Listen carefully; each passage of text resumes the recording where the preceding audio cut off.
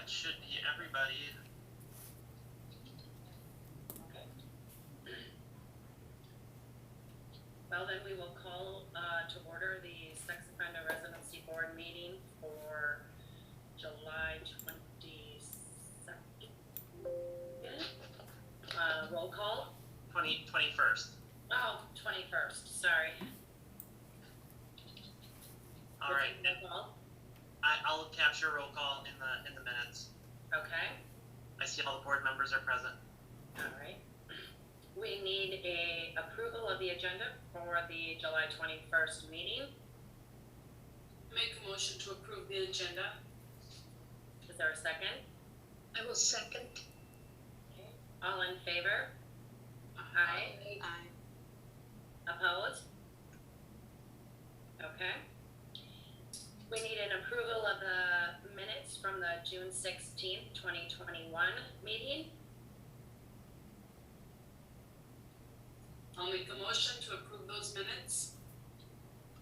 And I will second. All in favor? Aye. Aye. Okay. All right, regular business, we have the first appeal of Michael Grigsby requesting to move to 1282 Desnoyer Street. Michael, are you present? Yes, I'm present. Okay. This is your first time coming before the board? Was that a yes? Yes. Okay. So what we're going to ask of you is, we're going to ask you what you were convicted of. We're going to ask you the details surrounding the events. And then when you talk about the situation, we don't want you to refer to the victim by name or relationship. Okay. Okay? Then we also will want to discuss your treatment. You have the opportunity to do that in closed or open session. Would you like to make a preference right now? It doesn't really matter to me. Okay, so we'll remain in open session for that? Sure. Okay. So, first of all, it looks like you are currently living on Cormier Road, is that correct? Well, I just recently changed it because I didn't know how this process went. Because I did move in to the new place. Where are you currently residing? Right now I'm at Desnoyer Street. Oh, that's where you want to live at? Yes. Okay. All right. Okay, why don't you tell us what you were convicted of and what happened? I was convicted of second-degree sexual assault of a child. The victim was 15 years old. I was 25 at the time. I was in an inappropriate sexual relationship with this girl, and I was sentenced to 6 months and 3 years probation. I lived next door to the girl, and I started talking to her. First time I met her, I just saw this girl that was in the area, and I went to go talk to her thinking that she was like 18 or something like that, but she was a lot younger than I thought. So I didn't really talk to her for like a year, and then started hanging out with her aunt who lived upstairs from us, and we were drinking and stuff like that, and I ended up kissing the girl, and then from there on it became more like we'll hang out, and then we had sexual intercourse and stuff like that, and and then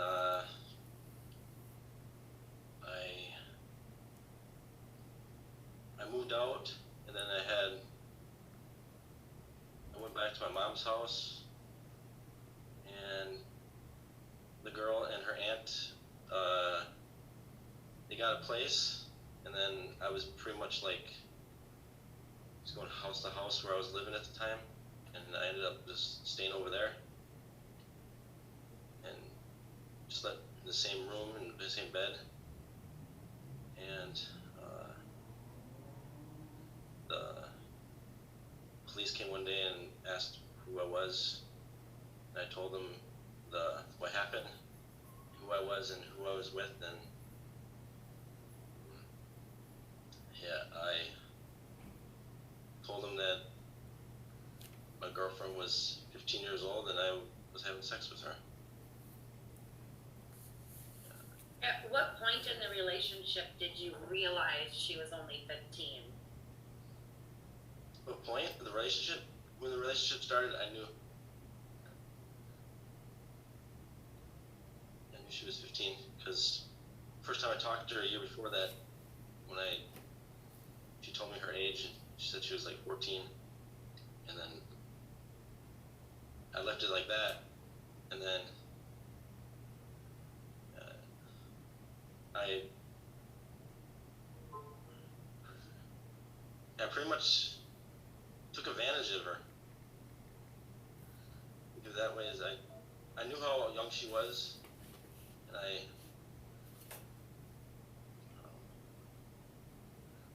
basically took her childhood away from her, and she was, taken away from her family and everything because of me, and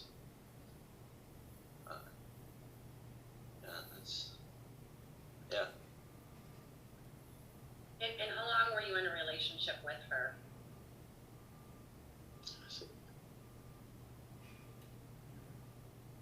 It was somewhere around like 9 months, 8. And then how did the police get involved? That I really don't know. It was one day, the police were at the front door, and I don't know if they knew about me, what I was doing, or it was for her aunt, because I did not know that her aunt was wanted by the law at the time, because she was, I guess, was forging checks, and they just asked me who I was, and I don't know, I think in my head I wanted to get caught so I can stop, because it's like I told on myself, but I didn't at the same time, because I didn't say I was having sex with her right away, but eventually I just did.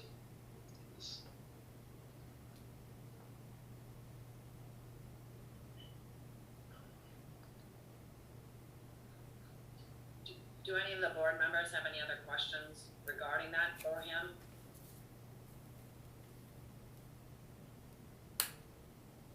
No, I do. I'm sorry, what did you say, Faye? I said I don't have any more questions on this part.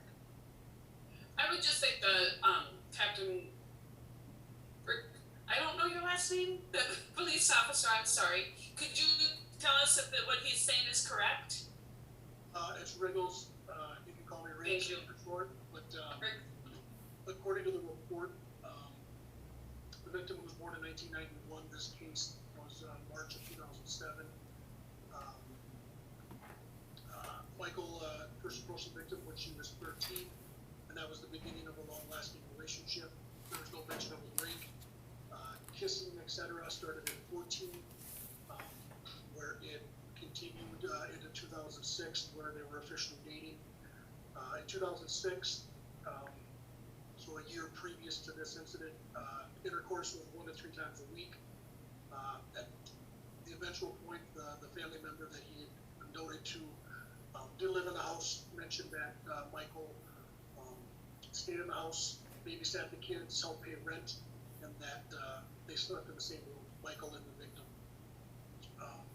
So that was between the ages of 13 up through 15, which intercourse 2006, I apologize, led them to sleeping in the same bed.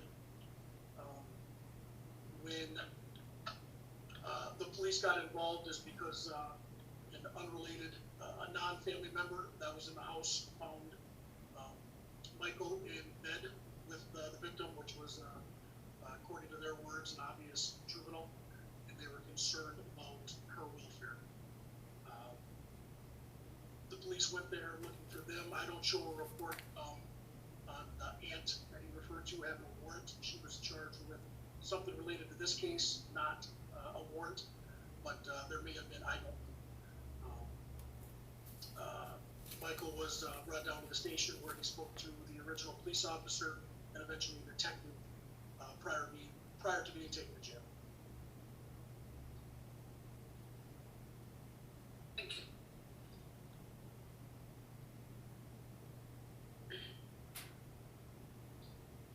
All right.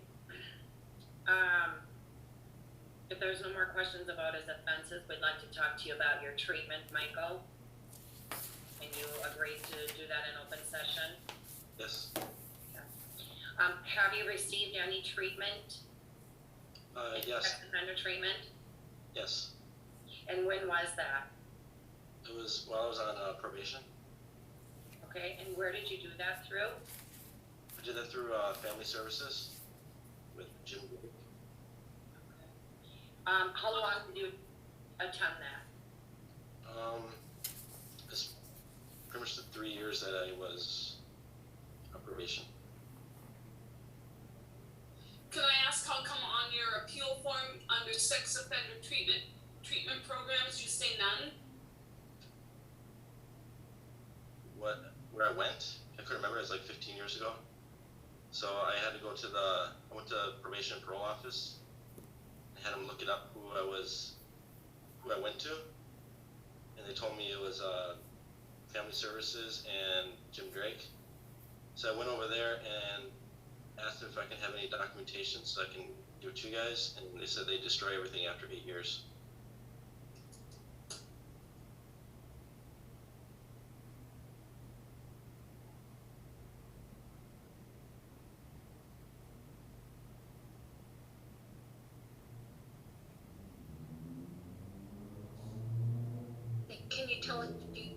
Can you tell us about your treatment, what you remember from it? It was sometimes up to like 10 people, sometimes even up to like 15 to maybe almost 20 people. We sat in a circle, and basically everybody went around, said what they did, and then Jim would normally like ask questions, and people come up with like raise their hand, say they want to talk, and they want to talk about something that's going on in their life, or Jim will have stuff we should think about, like how were we thinking during the time of our crimes, how are we thinking now, like reason why we committed what we did, and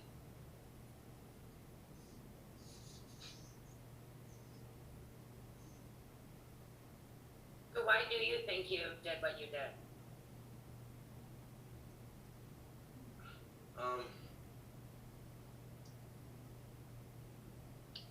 I think about that all the time. At the time, I was very like, I'll explain it. I was very immature, and I didn't think of what was right and wrong and consequences, and I wasn't really doing anything. I was just living nothing, and I was just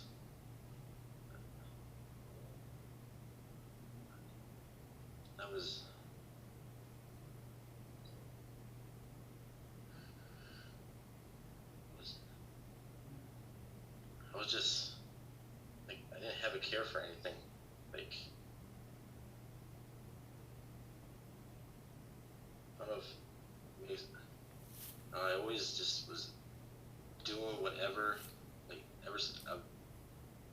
basically like since a little kid I've just go do anything, and I don't feel like I was a great person back then, and was.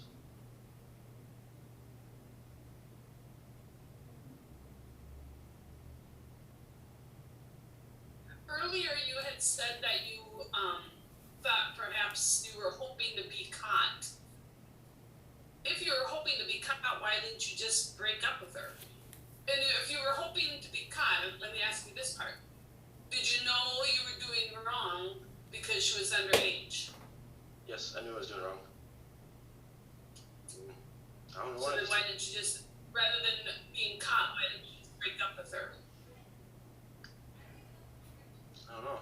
To this day, I don't even know. I could have just done that, but it doesn't change that what I did. No. Committed did that. You know, would it make me a better person or a worse person now? I don't know. Just know who I am now. I like to think that if I just did walk away, I was become a better person I am now. I really don't know. I can't say how I would have changed if I just left.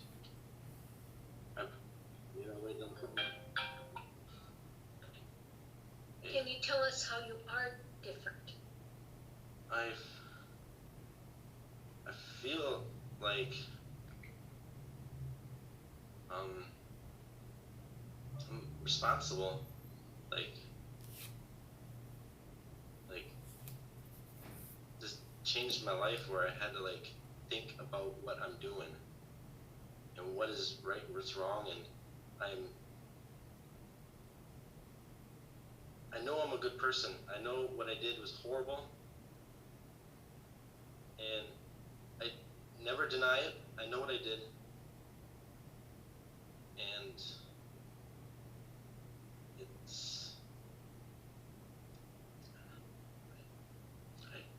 I'm a hard worker. I'm loyal. This is more than I was back then. I was job to job. I was friends to friend. It's like back then I was like day to day was a different day, different life. Felt like I was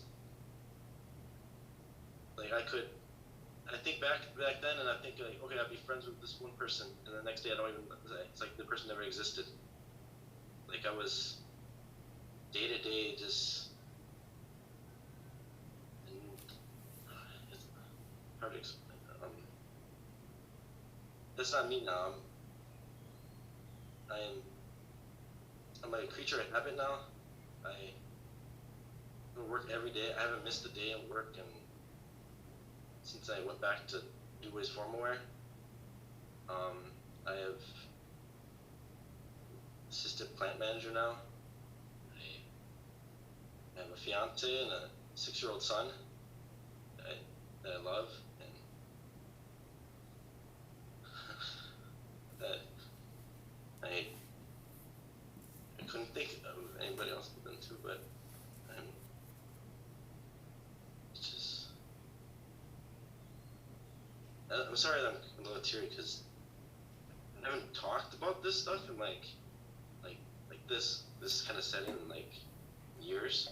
The only time I ever talk about is when I tell somebody what happened, like my fiance or Mr. Eggers, who's sitting right there, who's my boss, and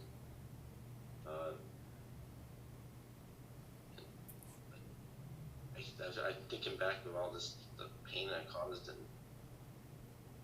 it's difficult, and I'm not that person anymore. Not. Okay. So you work at Dubois Formal Wear, is that correct? Yes. Okay. And how long have you been there? I've been there since March of 2008, and for a year and a half I was gone. I moved to Tennessee. I had a girlfriend at the time. She was from Tennessee, and she ended up having cancer, so I ended up moving over there to help her, and I couldn't get a job there at all. So she beat cancer, so she's okay. So I moved back here to go back to work at Du Bois because I couldn't get a job there in Tennessee, and the distance, it just didn't work out, and we ended up breaking up. And then I've been working there since I came back. Alright. Does the board have Do you any still, other? Go ahead. sorry. Do you still see your agent? My agent? Agent now? Yes. No. You don't? Okay. How did you know you had to come before us? I've seen it in like newspapers before, and plus I was looking up like the move. I knew there was some kind of like board thingy, and I looked up. I read some news article online that said something about it, and I recognized one of the guys who I guess he went through this like the most times or something, and so I went to the City of Green Bay website and searched through there to find the application. I downloaded it off of there. So it looks like you and your fiance bought this home. Yes. Okay. How long ago did you purchase it? We got it May 28th.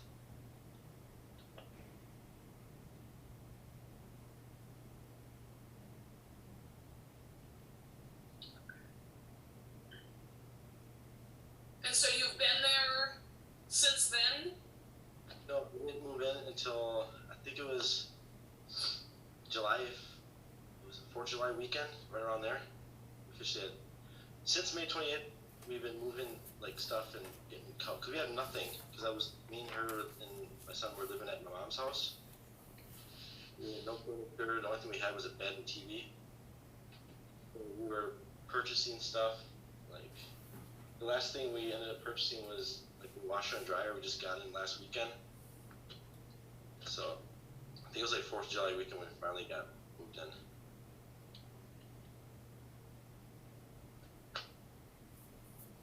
Are there any other questions from the board? Yes, I have one. Actually, I have two questions. How long have you been engaged and when do you plan on being married? I asked her to marry me on Easter.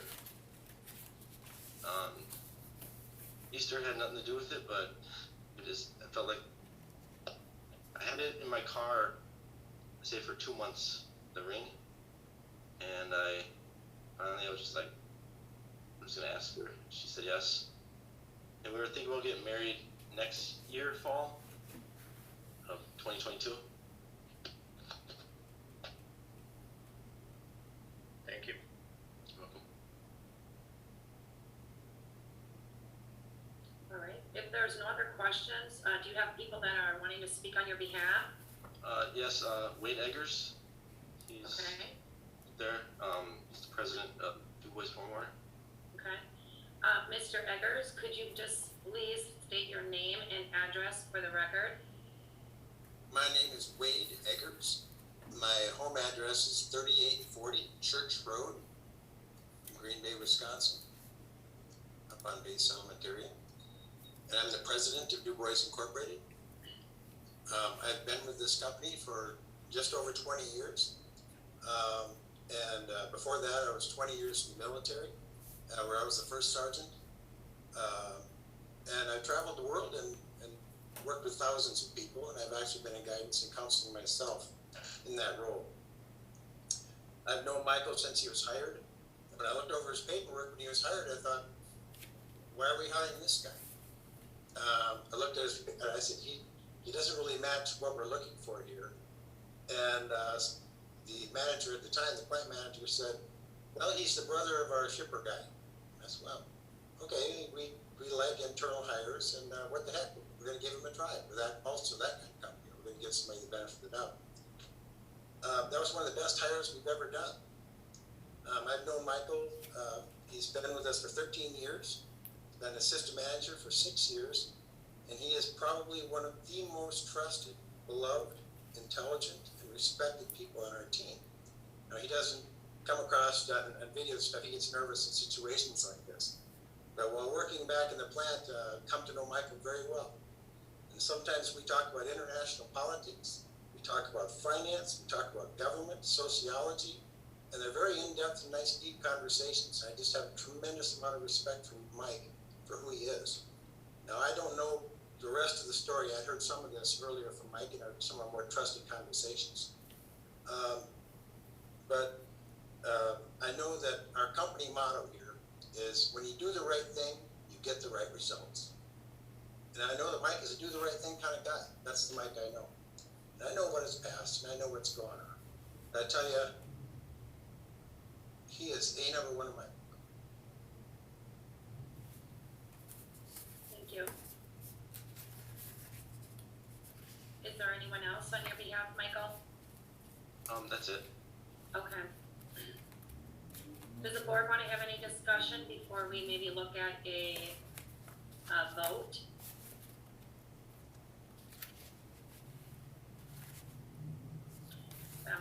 I'll just throw out my 2 cents worth. So I understand that typically we ask for the documentation. I understand that it's so far away, and obviously he doesn't have paperwork. I get the retention of records, how long sometimes those have to stay on file. Listening to him, I mean, even after all this time, I can still see that it affects you and you understand what you did to this young girl. And it doesn't appear that you have had any kind of further law violations since then. So I don't really have an issue with you going to this residence, but I'd like to see what the board has to, if they have comments. Well, when I first read it, I thought, oh, this is another guy who would circumspect the toward us. But then when I asked if you had an agent or you didn't know, and you looked of that, so that was one concern I had at the beginning that you have resolved for me. Don't see that you've been in any other trouble. And when I asked you about, oh, well, why didn't you just leave? You gave good answers on what kind of person would you be, and I like that also.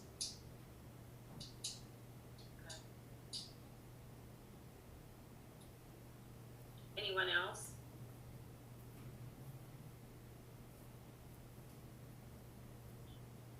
Would anyone like to make a vote?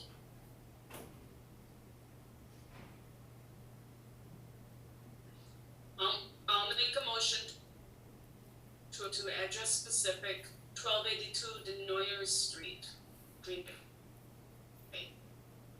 I will second. All in favor? Aye. Aye. Aye. Opposed? Okay, Michael, it looks like you have been approved 5-1. I mean, excuse me. You've been approved.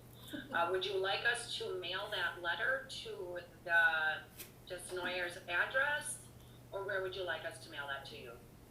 You can to Desnoyers address. Okay. All right. Well, thank you. Good luck. Thank you so much. Yep. All right.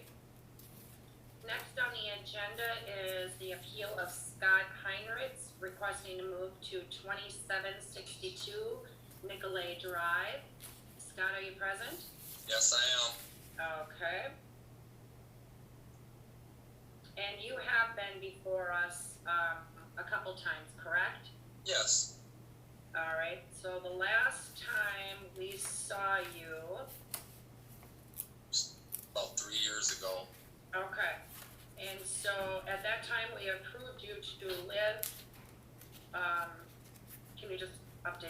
address where it was at that time? 1904 Farland Avenue, apartment 2. Okay, Green Bay, Wisconsin. all right. And, have you lived there that entire time? And now you're looking at moving? No, what, with this whole COVID thing, my kids and their mother were actually in the Freedom House, and they ended up getting really ill, hand, foot, and mouth disease, pneumonia, so they ended up coming to stay with me on Farland. My landlord let it go for a little bit, and then he gave me a 28-day notice of non-renewal lease, basically telling me there was too many people there. We had to go. He wasn't going to give me the eviction, but he gave me the 28 days to find another place. From there, December 31st, we were in the extended stay till the 15th of last month. Okay. Now I know we do have some new board members. Would you like Scott to go over his offense? Or had you all read it? We can have him repeat it if you'd like. If he could just give a short summary, please. Okay, sure. All right, so Scott, we will ask you to tell us about what you were convicted of. Again, please don't name the victim or state the relationship, and then let us know how it came to light. Okay, I was convicted of second-degree sexual assault of a child. I picked up a friend of mine's daughter. She was a friend of mine as well. I spent a lot of time with her, kind of older brother figure. And also a friend of hers in Manitowoc. And I brought them to my grandparents' house in Green Bay for the night. We were drinking, smoking weed, kind of rubbing each other's backs and stuff. At one point we had fell asleep and I had woke up kind of with her hand down, kind of like by my stomach, down by my pelvic area. I kind of like reached for her hand, she got out of the bed, so I got her out of the bed. And there was a tent set up in the corner of my grandparents' basement, which is where I brought her. I kissed on her. I ended up pulling her pants down, and I had intercourse with her. And this all came to light. I'm sorry. This all came to light when they returned to Manitowoc. My friend's daughter told her mom, and her mom was the one that called the authorities.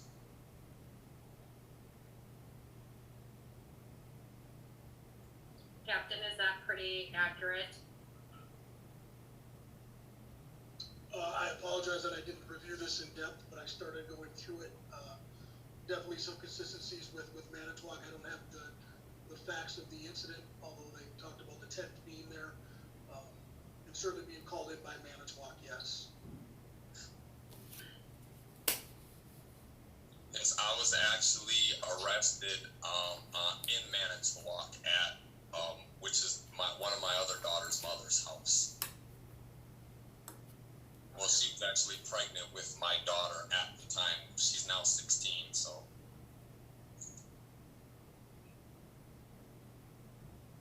Is the board satisfied with that story, or do you have any questions?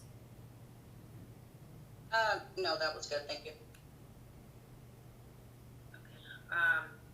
Scott, we're also going to ask you about treatment. Are you wanting to discuss that in private, or are you okay to remain in open? Yeah, we can do it open. Okay. And you have gone through sex offender treatment, is that correct? Correct. New Lisbon Correctional Institution. Okay. And when you were released from prison, did you maintain any kind of treatment in our community? No, there was no, they never recommended aftercare as far as my agent didn't recommend. I believe that the program facilitators recommended aftercare. Okay. How long have you been out of prison. Of prison? Oh, Yeah. gee. That was a long time ago. I've been out of prison since, I want to say maybe 2000 and, it's been a while.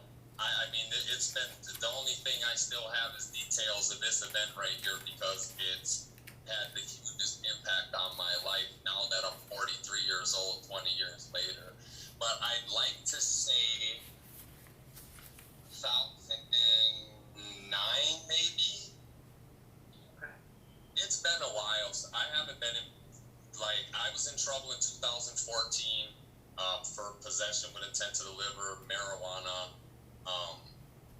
But that's like the last thing I've been in trouble for. I'm still on probation now for the burglaries and stuff that I did in 1998. How long are you on probation for? I'm supposed to discharge September next year.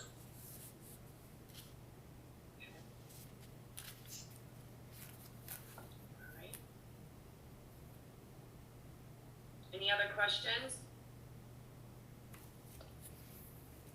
Yes, I'd like to know if you're working right now. Absolutely. How long have you been there? I've been at the place I'm at just over a year now. June was my year review. I got a $2 raise, but 2 years before that I worked at Carboline. I actually took a week vacation from Carboline and went to try this other job out for a week to decide if I wanted to quit where I was at or not. So I've been nonstop. I got a great work ethic. Like, I stay working. If it's not one job, it's two. I help buddies out on the weekends. Like, yeah, absolutely. I mean, I make $20 an hour. I make good money. So Where is it that you're working? I work for Splash Custom Pools and Spas. Oh, okay.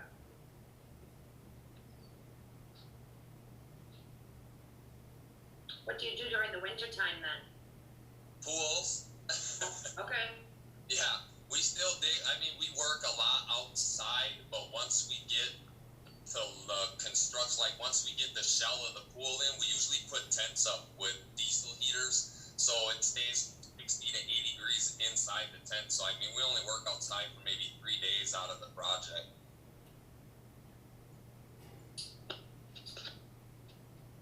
All right. Can I elaborate a little bit on the report, as I'm just briefing myself with it?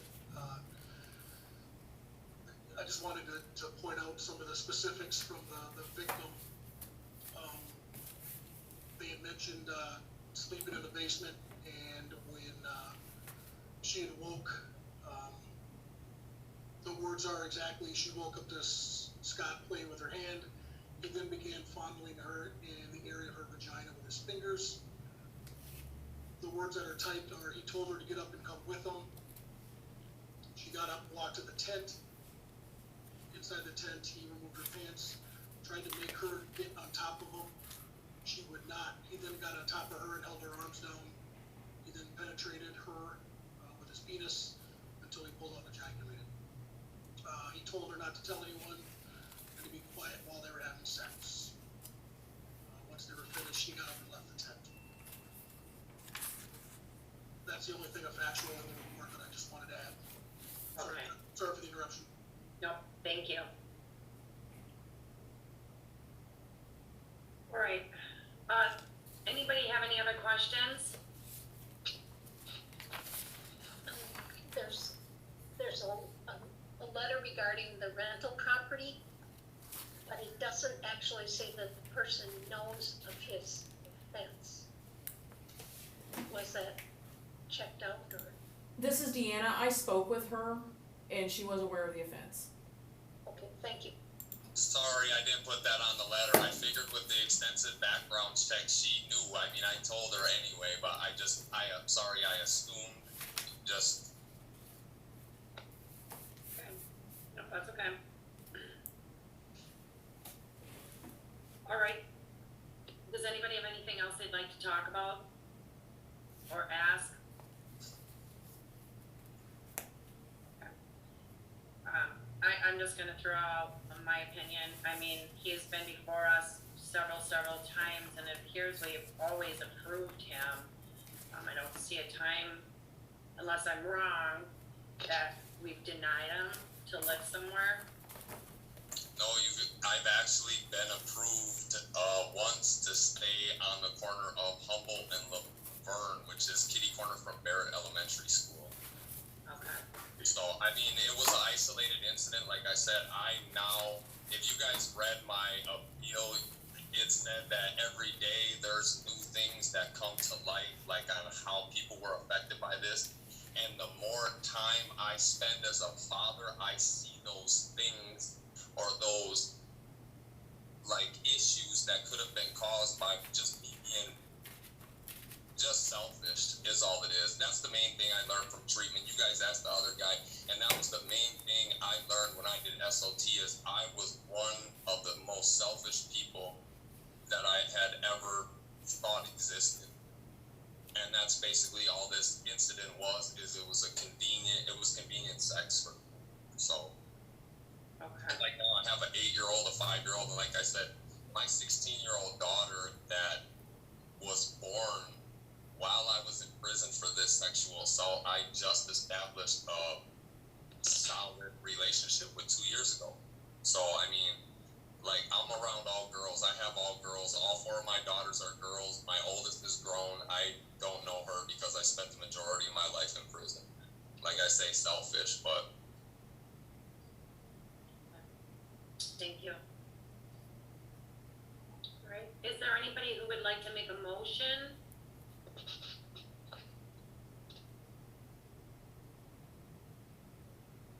I will make a motion, address specific to, 2762 Nicolay Drive. Is that motion to approve or deny, Faye? I'm sorry, approve. Is there a second? I'll second it. Okay. All in favor? Aye. Aye. Aye. Aye. Opposed? Opposed. Okay. Okay, Scott, you have been approved to, the address specific. If you do move from there, you will need to come back before us, as you obviously know that. All right. Do you want us to mail that to the new address? please, Okay. Thank you. thank you. Okay, I'm gonna turn the video on. Okay, ready?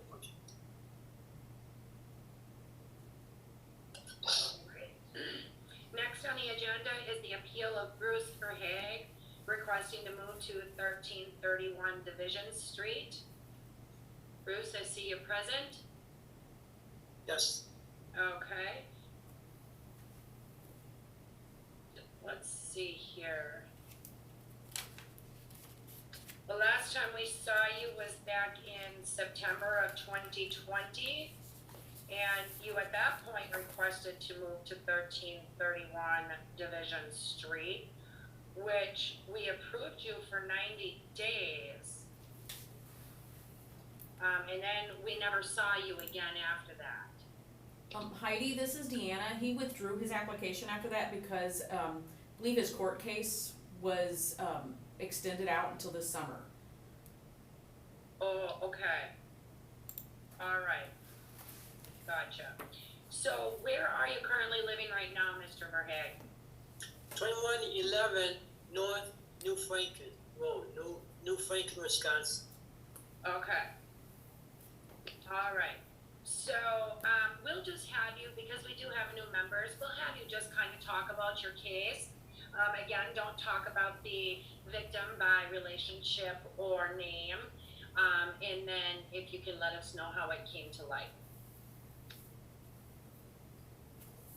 Okay. In August 1981, I was age 18, and the charge was a 4th-degree sexual assault. Okay. I was sentenced to probation for 2 years, expired on 9/22/1983.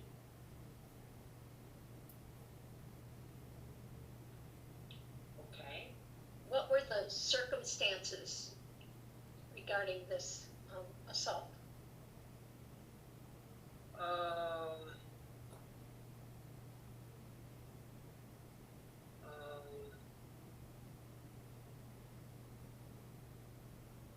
Yes, there is this child Tager that I knew through some other friends that I used to take Taekwondo with.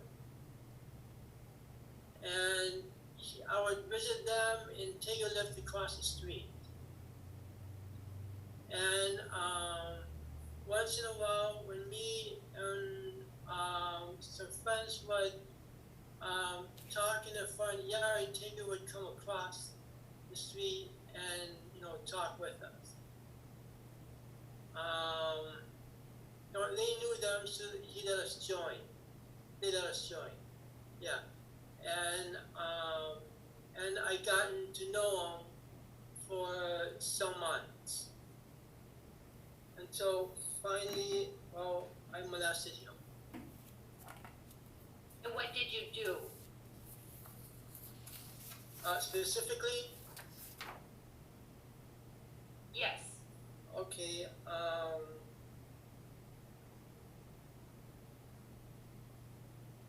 was on well, I had him go to, it's on a front porch, and I had him come over, and I pulled down his pants and rubbed his chest.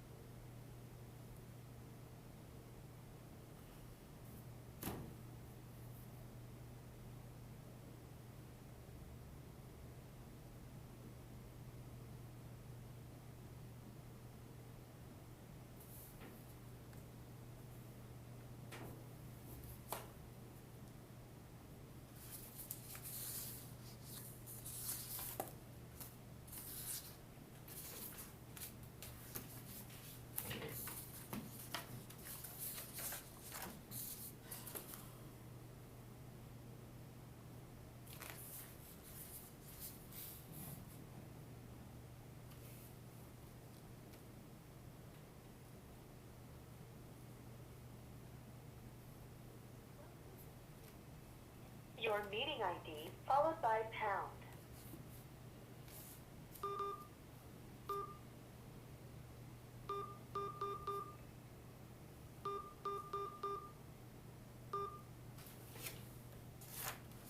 Enter your participant ID followed by pound. Otherwise, enter the meeting password followed by pound.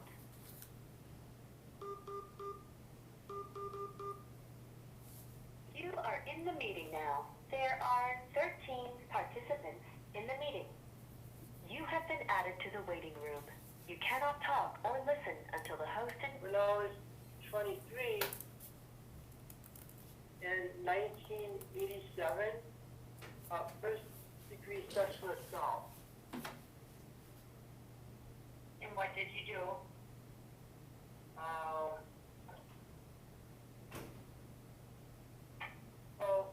I was, after taking North for, I guess maybe,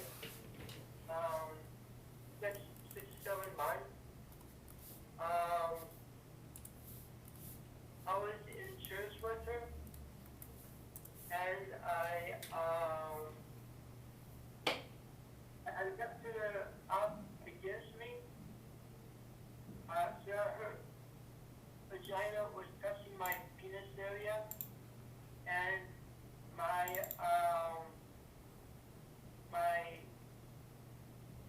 thumbs on her breast, and another time, I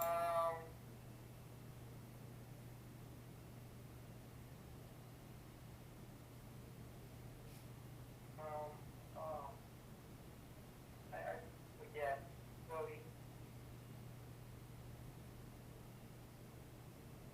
Oh, I'm sorry, this was, I'll tell you my last offense. My third offense happened in 1987 with sexual assault. I was sentenced to 6 years prison time. This was while I was babysitting.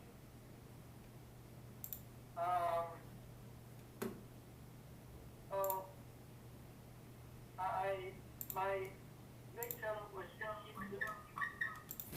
My victim was 54. And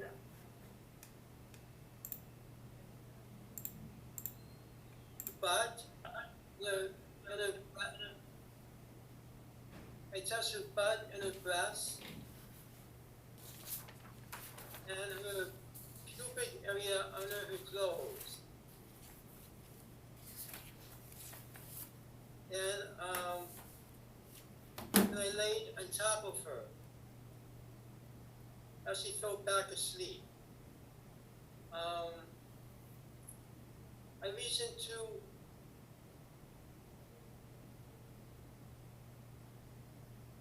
into her underwear and masturbated to ejaculation. Then later I touched the breast and buttocks of a 7-year-old girl that she knew, but I also, talked to, she came to visit once in a while.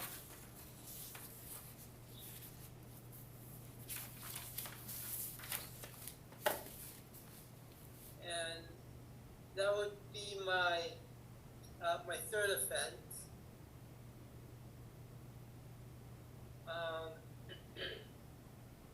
My fourth offense,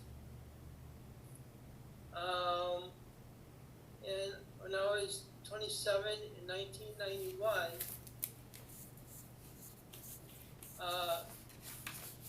first degree sexual assault of a child. I convicted of 3 counts of first degree sexual assault, sentenced to 5 years in prison and 10 years probation.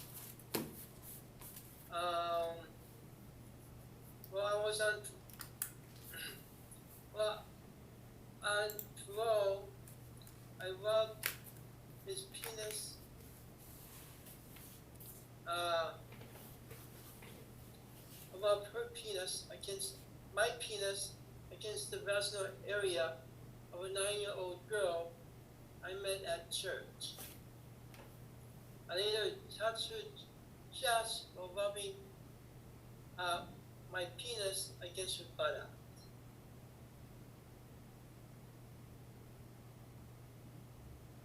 Can I ask, are you a 980? Yes, I am. Okay. When did you get convicted for 980? 980. I was. I don't know. Have you been at Sand Ridge? Yes, I've been. First, I've been at WRC in Sand Ridge, and in 2016, I came from Sand Ridge to this house for supervised release. Okay, so you're on supervised release. Yes. Okay. Um, Captain, I know that was kind of a little broken up, but are his stories a little bit accurate? For the only one that I confirm, similar, unfortunately, our records don't go back into the 80s. I was able to find. Hello? Hello, this is Bruce Verhey. The computer froze and now I'm on the phone. Okay. All right, Yes. Captain is talking right now. Hello? Yep. Yeah, the computer froze and I didn't know what to do. Okay, we got you. Captain's talking about your offense. Right, I apologize, anything in the 80s, I see that there was a charge, but our records aren't scanned in, or they're maybe not microfilm or microfiche, where the records division would have to pull it. Reference the 1991 case, I can confirm there were 2 different victims. Were met at church. It looks like agent, there was admitting to doing it because he was sexually aroused by it. There was definite touching, placing on his penis, and one in particular where had the victim turned and opened her legs. I believe this was a 4-year-old, and it looks like clothing was on top, but it was in a position of with clothing on, sexual intercourse, where he was on top. One of the victims, at that point, she started saying no.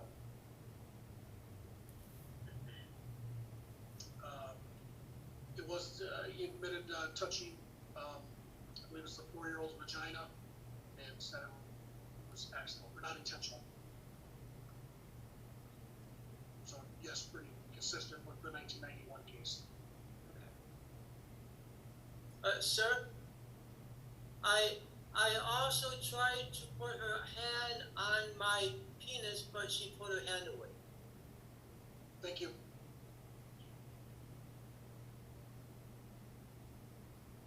Does anyone have questions about his offenses?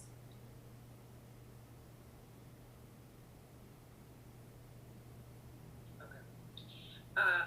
Bruce, we'd like to talk to you about your treatment. Would you like to do that in closed session, or would you like to remain in open session? Open's good. Okay. So, with being at Sandridge and WRC, you got treatment there, is that correct? Yes. Okay, how much treatment would you say you've received over the years? I think quite a bit. Well, the first treatment that comes to my mind was at WRC. Power for Living with Miss Frank. There, I learned about erasing by replacing, by taking our old programming and replacing it with better, healthier program. That was the first time I ever learned anything like that, and I was extremely excited about it. Right. And there's, let's see, I've also took sex offender therapy at WRC. Also took sex offender therapy at Sandridge. So what did you learn during that treatment? I learned that it's about the thought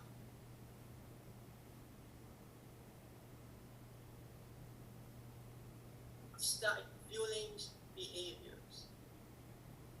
And by paying good attention to my thoughts, or as Thich Nhat Hanh says, be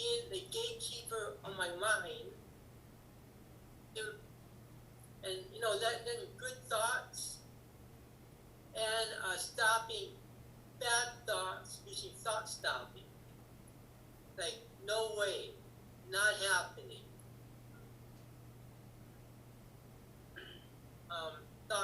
Thought stopping and, you know, erasing by replacing is very effective, I think.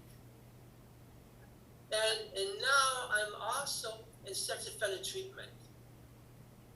Where are you doing that at? I'm doing this on supervised release. Through whom?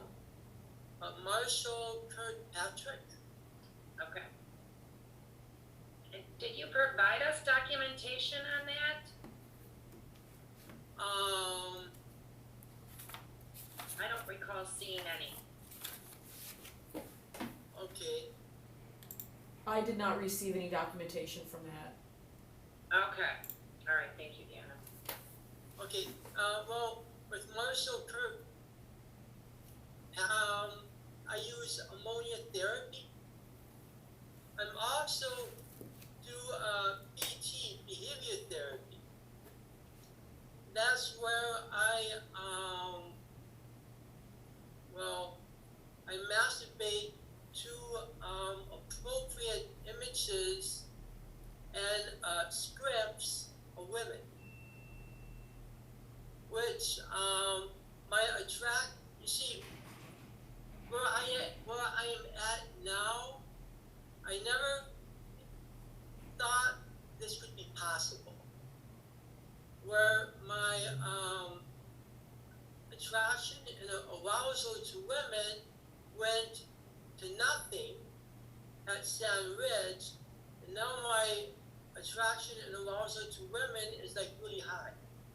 And through ammonia therapy, which I'm also excited about, my attraction to kids has gone really low, which I very much enjoy because the kids, like out of one, and my arousal to women feel normal, and it feels good to feel normal. You know, I don't feel like a weirdo, you know, which is a really big motivator to continue treatment.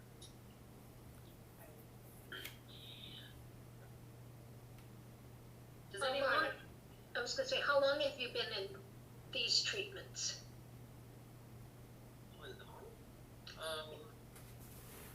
Well, I know the treatment now, I've been in for the sex offender treatment since 2016, and about 5 years.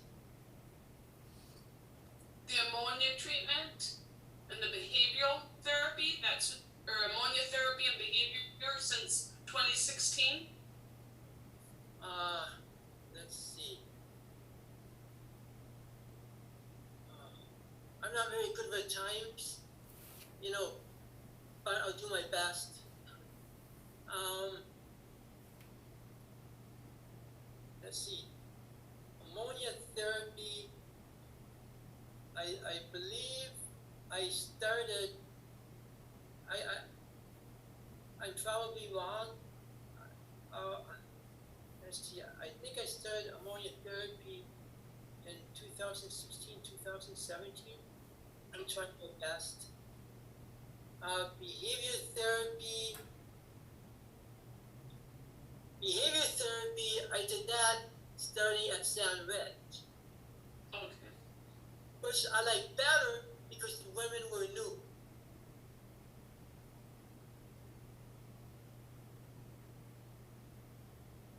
Can I ask, are you on GPS monitoring? Yes, I am. And will you be on that for the rest of your life? Absolutely. Okay. And will you continue, so right now with you being on a 980 and you are on conditional release, you have supervision and chaperones? Well, actually, my attorney told me today that you've been discharged, so you'll no longer have a chaperone? No.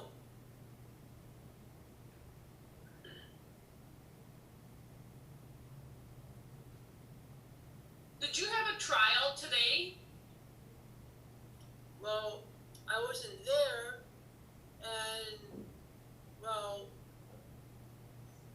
but the day I was told it was all about paperwork, turning in the papers.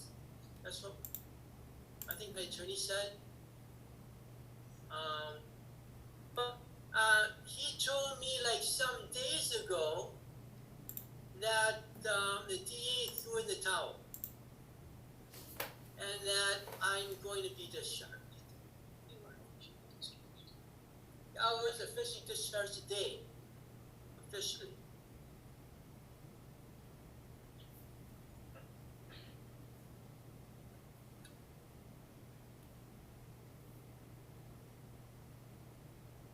Does the board have anything else they would like to ask or talk about?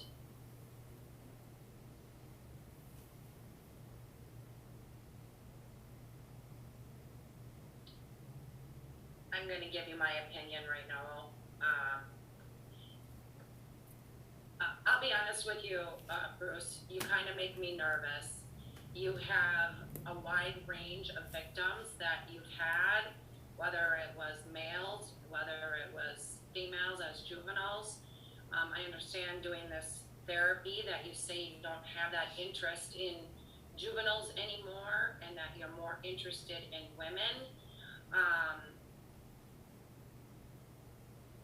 I have flags for that right now. Can I say something, please? Yes? My interest in children will always be there till the day I die. That's why I always need to be careful. I always need to bring my ammonia and my reasons not to reoffend. Always have that with me. Like for example, this is just an example. When I go into the store, if I see a child I'm attracted to, I speed off, I go somewhere else, I sniff my ammonia, and I read my reasons not to reoffend. This problem will always be with me, and it's always going to have to be managed. This says that this problem is just goes away, is extremely delusional, and will probably reoffend.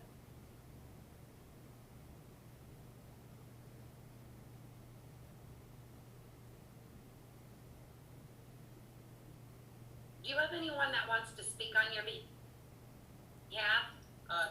Yes. Lynn and my dad. All right. Lynn, if you could go ahead, name and address for the record, please. Yes, this is Lynn Marie Hyder, and I live at 1321 Garland Street, Green Bay, Wisconsin. Okay. And what would you want to? Yep, I know Bruce through the meditation center, the Green Bay Zen Center, and he has used meditation and his study of Buddhism to support his behavioral change. So I can only speak to what I have seen and the activities that he had with us as a member. But he has consistently acted in integrity with all of our members. He was totally upfront about his situation with the staff and made sure that we understood that, no children. So I mean, he was absolutely upfront with us. And he does help out there. He always is timely, he's consistent, does a nice job for us. He does things like volunteer work, he cleans up, he sets the cushions, sweeps, dusts, things of that nature, with other adult people there that are volunteers. And I know that his practice is very important to him, and he's mentioned to me privately that the whole practice of meditation keeps him calm and it keeps him focused. And as he was talking about thoughts, feelings, actions, that's his practice, is to be always 100% aware that he understands his limitations. Thank you. You're welcome. your dad wanna speak, Bruce? Dad?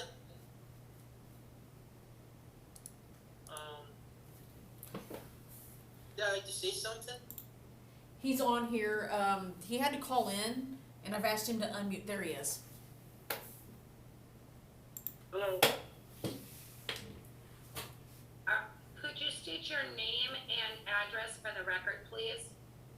Okay, my name is Raymond Verheeg, and, my address is 1331 Division Street, Green Bay. Thank you. And, I've been visiting with Bruce quite a bit in the last couple of years. Sometimes I pick him up and he comes to my house, and, he seems pretty sincere, and I think, and it seems like he's reformed and is very positive on doing things right.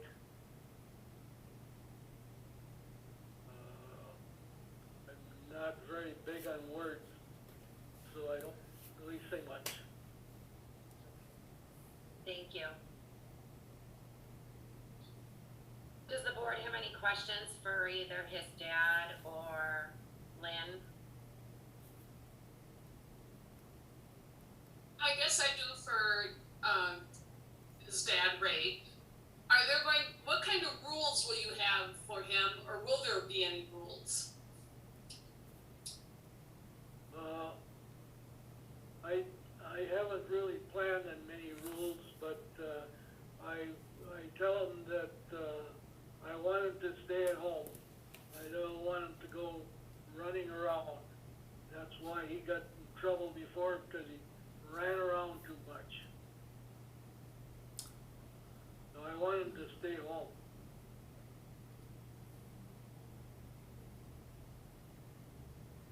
Other than that, there's no rules. Thank you. And Bruce, where you are now, are you free to go as you please, or are you not? No, I'm monitored. If I step out the door, I go to jail. But everything has to be on my schedule. I have to have a monitor. But now when you move to your father's house, that won't be the case. It will not.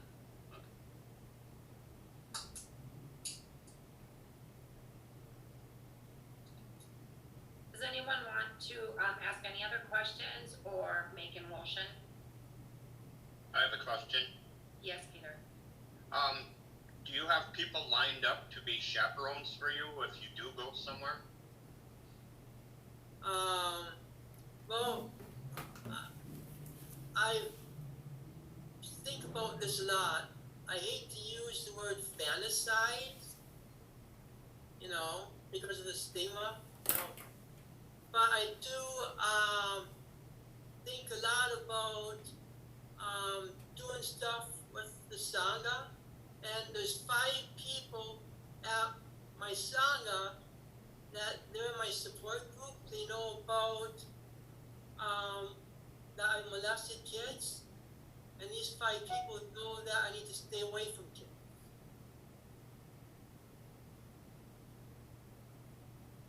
So is anybody lined up to be an actual chaperone if you would want to go somewhere, that they will go with you as a chaperone?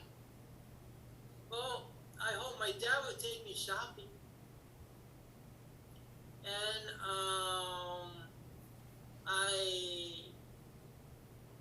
I don't know, I hope, Lynn, would you be willing to take me to the Sangha?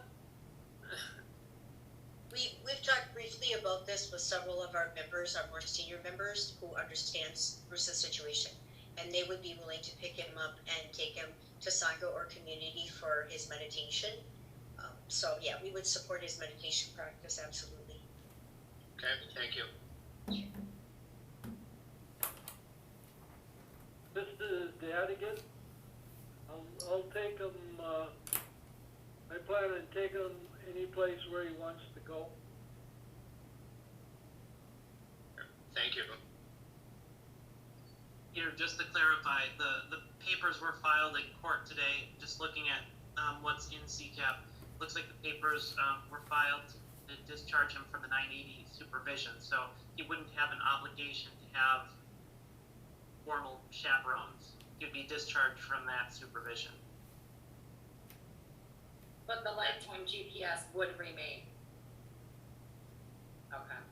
Yes, I got to stay 100 at all times, 150 feet from where children gather. Okay. And I very much want to do that, stay 150 feet. Okay. If you are not approved, then what will happen? If I'm not approved, then I'll stay on supervised release. Which means, Wait, I'm sorry, I'm sorry. I'm sorry, I wasn't thinking. I was thinking about the past. Sorry about that. I mean, yeah, if I don't get approved, I'll be homeless. And I don't know if any restaurants will let me plug my GPS in their building, or I don't know. If I can't live with my dad, I will be homeless.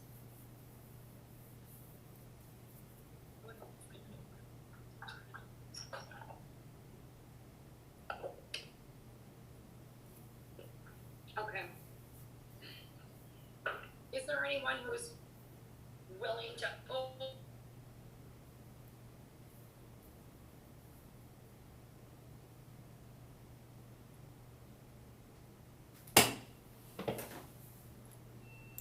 Hello? I think we just lost Heidi. Yeah, it looks like we lost her. I'm watching for her to try and come back into the meeting.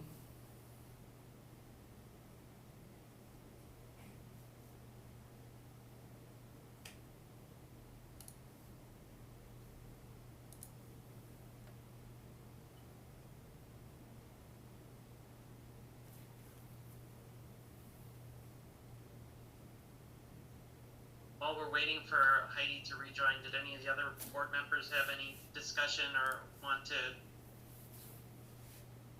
share what is weighing on their decision right now? I apologize, can you hear me? Yes, we can hear you, Heidi. Welcome. My computer, battery died. So, I don't know if anybody said anything after I said anything, but is there anybody who is wanting to entertain a vote?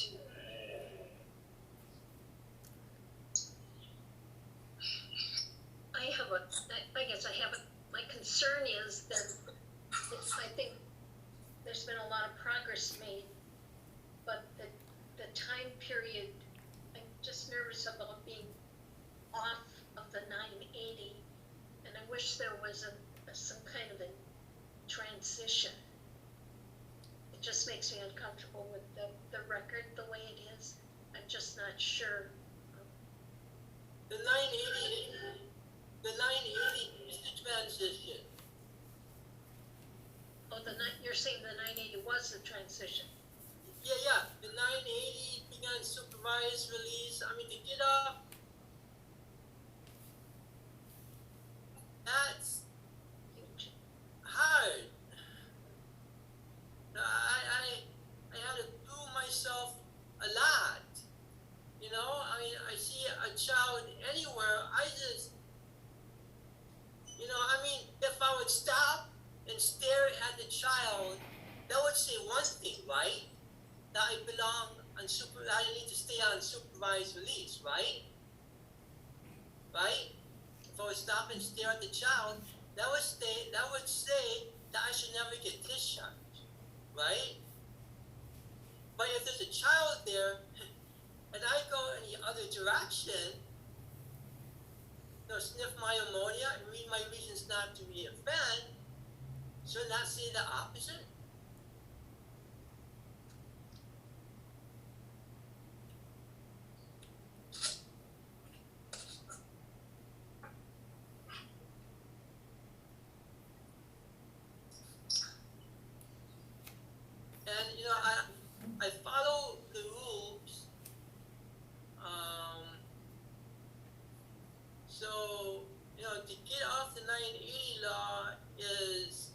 to me, a miracle. To get off the 980 law is extremely hard. That's why this is the transition.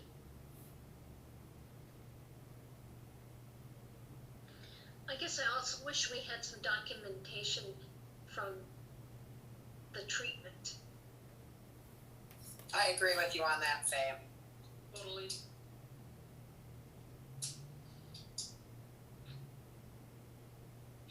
Well, an option that I'm just going to throw out there is that we could deny him until we receive documentation and have him come back with that documentation, or approve him for a period of time until we have that documentation. Those are some options that we do have out there. I was told that Marshall has sent the documentation. Please double check. We did not receive any documentation. Let me check my email just to make sure. I don't have anything.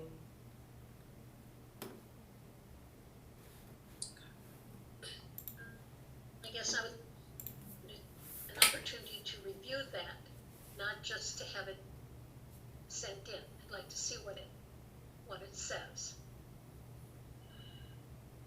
Okay. With that being said, do you want to make a motion?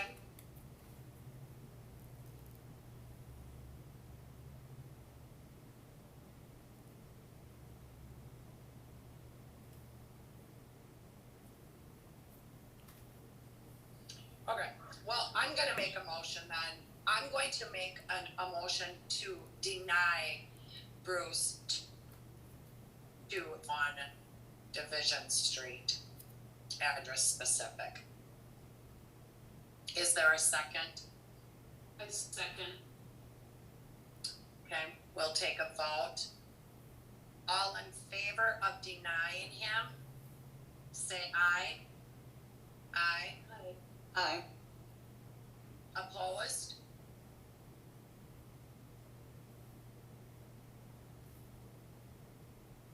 Rachel, did you get that vote? Peter was muted. I think I saw him say that he's opposed. Yeah, I said opposed. I had Okay. a question. Were there any in favor?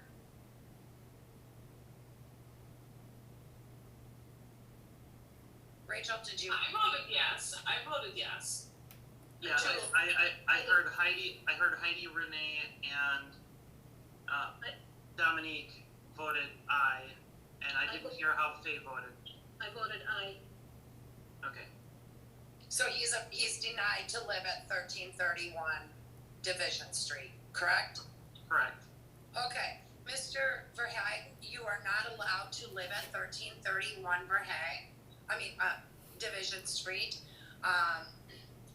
You can reapply later and possibly provide different documentation, and then at that time you would be heard before the board. Do you have a question? Yes, please. The thing is, whether I live on 1331 Division Street or not, I have to leave this house. I understand that, but unfortunately, that's not our concern right now. Right now, our concern is that we are not going to allow you to live at 1331 Division. Yeah, but if I'm homeless, if I'm homeless, wouldn't I'm that sorry. lead to me reoffending? Well, that's a choice that you're making. Yes, I know. Okay. I'm telling you that you cannot live there, and that if you wish to find another residence or come back later in the future, the board will listen to you. Okay? All right, thank you. Oops. All right, that ends our appeals. does anybody have any other business they would like to discuss? No. Okay, can we get a motion to adjourn the meeting?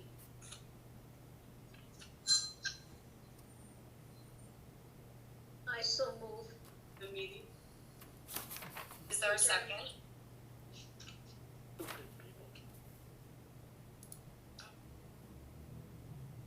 Didn't? I thought Faye did. Oh, I thought Faye made I the vote. motion. I made the motion. Oh, you did it, oh, then I'll second it. I thought I did. Okay. All in favor? Aye. Aye. Opposed? Okay. Then we will see you at the August meeting. All good? Yeah, all good. Thank you, Heidi. Thank you. All right. Yes, Thank you. Good night. Good night. Good night. Have a good night, everybody. Good night. Good night. Nice to meet you. Nice to meet you too, hopefully in person Nice to soon. meet you, Dominique.